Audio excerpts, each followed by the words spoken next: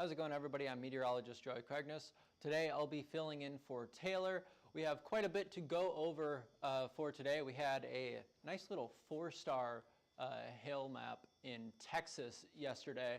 A bunch of the Gulf states got hit with some pretty decent hail, a little bit of wind, and a couple of tornadoes out in that area. Right now, those storms are lingering along the Gulf Coast, Louisiana, Mississippi, Alabama, all expected to see storms later on today and this afternoon as they progress off to the east. And then we also have our eye on another potential severe weather event for this weekend. So we'll be talking a little bit about that. But before we get into the bulk of things, we'll review what went on yesterday. We had these hail and wind reports that came up from Saturday, and then yesterday pretty much all of this happened between the hours of around 5:30 to about midnight is when all of this happened. There was all of these hail reports that came in. All of these storms blew up all at the same time. It made for a real pain when it came to mapping. I know I was mapping a few of these storms along with a couple of the other mapping Mets. We kind of had our hands full with some of these storms. Had some hail all the way up in Tennessee, all the way down to the far south central portions of Texas near San Antonio, and then of course kind of near DFW, Shreveport, and Jackson, Mississippi got a good amount of hail as well. As these storms progressed through the evening, they slowly began to congeal into a line. That hail threat diminished quite a bit and became more of a low-end severe wind threat. Not too many wind reports out of these storms from last night, but as they moved up along the Gulf here into the New Orleans area early this morning, we had a few stronger wind gusts out of those storms as well. And then I didn't even notice that one. A little bit of a hail report down there, down south of New Orleans. So looking at that 4-star map from last night near Kerrville, Texas, had baseball-sized hail in Kerrville, and about 57,000 homes were impacted from this storm. So a good amount of hail, a good amount of structures were impacted. This storm kind of just blew up right over the Kerrville metro area that had a good amount of hail with it. All of these storms yesterday were fairly high volume, so high volume baseball-sized hail, not the best recipe for staying safe down there. But for temperatures, we're looking at above average temperatures to near normal temperatures in the Ohio River Valley and towards the east, but above normal pretty much everywhere west of the Mississippi. And then for tomorrow, pretty much the same story, except those below normal temperatures kind of get isolated to the Ohio River Valley and Great Lakes region up near Michigan and Toronto there. Colder temperatures move off to further to the east along with that cold front, possibly bringing some storms along the east coast getting into Wednesday. So looking at the current conditions right now, a few little rain showers, possibly some snow flurries farther up north in the upper Midwest and Rocky Mountain region. Down south, those storms riding along this cold front as it progresses off to the east. We'll be watching that for severe potential later on this evening. Or this afternoon and evening. It's looking like it'll be a lower end severe threat for today. Not anything like we saw yesterday or on Saturday, but we could get a few severe wind gusts, severe hail reports out of a couple of these storms as we move on into the evening. Up north here, like I said before, some rain showers, some snow forming on the highest points of the Black Hills there.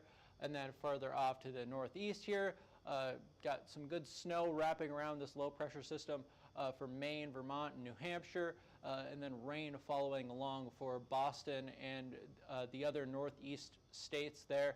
Temperatures right now, they're going to begin to rise over the next couple of days, especially in the western and central U.S. as this ridge moves off to the east and this trough pushes off to the east as well. Those temperatures should be getting into the 80s, approaching 90 in some areas in the central U.S., well into the 90s for parts of Texas. Could also see potentially some triple digits in Texas as well. Right now in and around the New Orleans area, looking at a wind advisory. There were a couple of severe thunderstorm warnings out there this morning, but those have since dissipated. Now we're just left with a wind advisory. This is what we have for our severe risk for today. Just a general thunderstorm risk out along the Gulf Coast.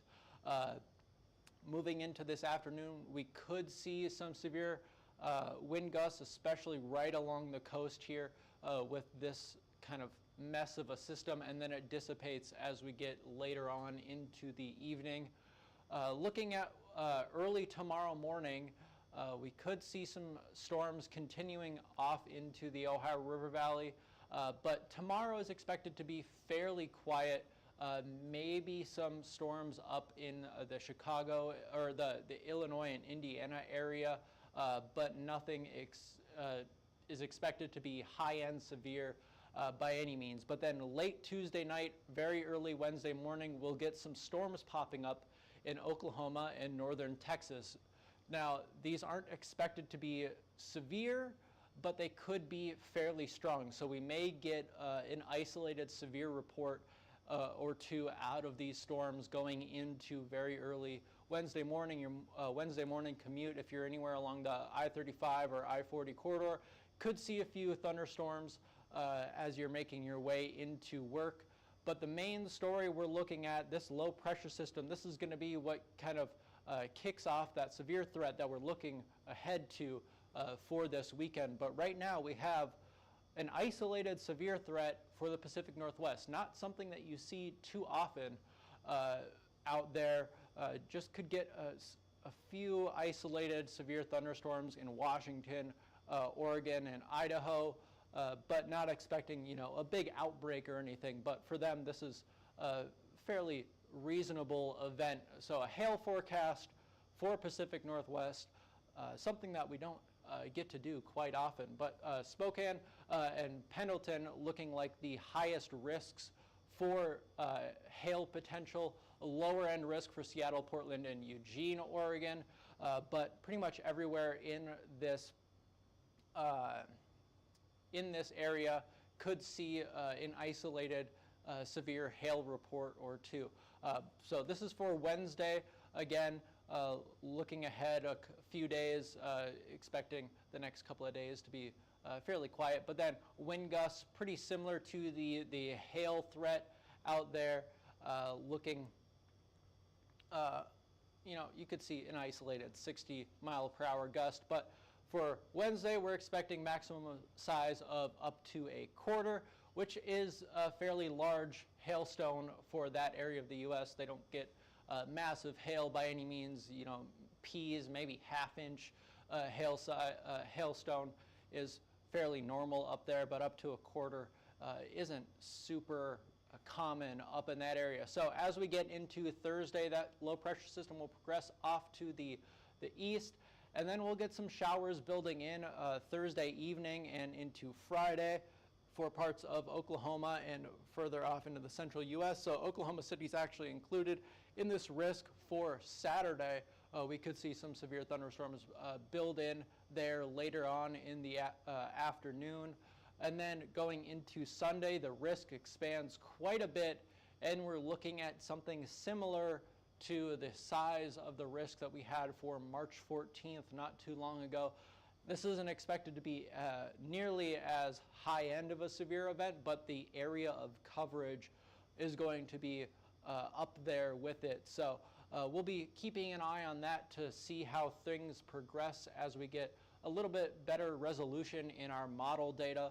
So this is that ridge that I was talking about building into the central U.S. as we get into the middle and end portions of the week, bringing in those high temperatures. We got a little shortwave trough moving into the south central U.S. That'll kick off potentially some severe weather for parts of Kansas, Oklahoma, Arkansas, and Missouri.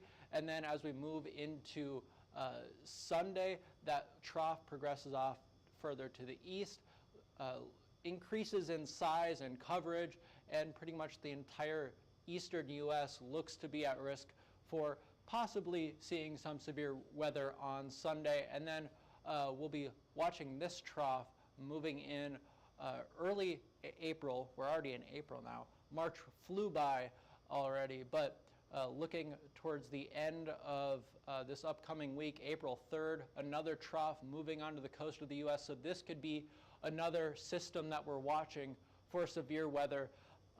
Just based on the shape of this trough, it's looking like this risk is going to be more northern than we've seen so far this year. So probably Nebraska, Iowa, kind of in that general area is what we'll be watching for with that system. So going into our future temperatures, like I said, it's going to start getting warm for the southern plains as we get into the middle of this week.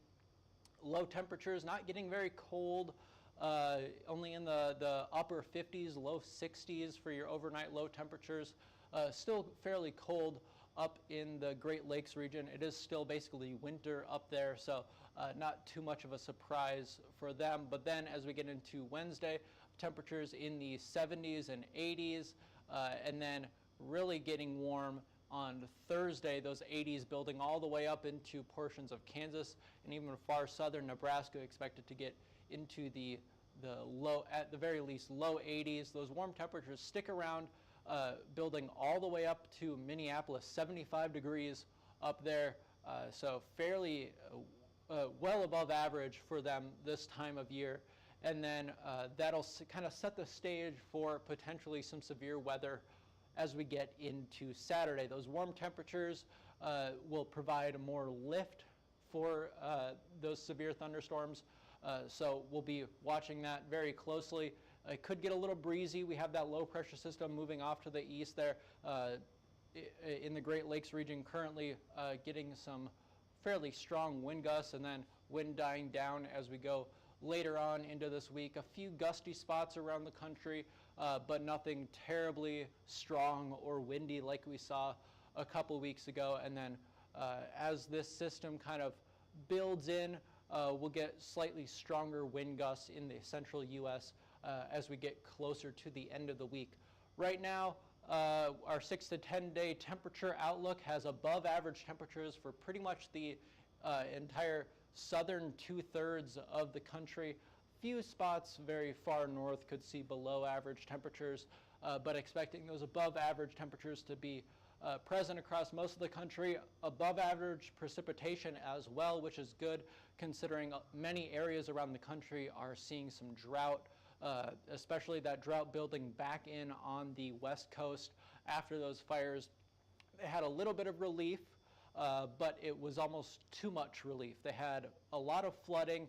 All of that water, because of how much it was, all at once just ran off the soil and didn't really stick into the ground. So having long duration, slow and steady rain is what you want to relieve the drought, and it's looking like they're going to be getting that out on the west coast. So that's all we got for today. If you're interested in learning more about us, go ahead and follow us on Twitter, Facebook, Instagram, YouTube, and TikTok. Or if you're interested in purchasing a plan, go ahead and scan that QR code up above me.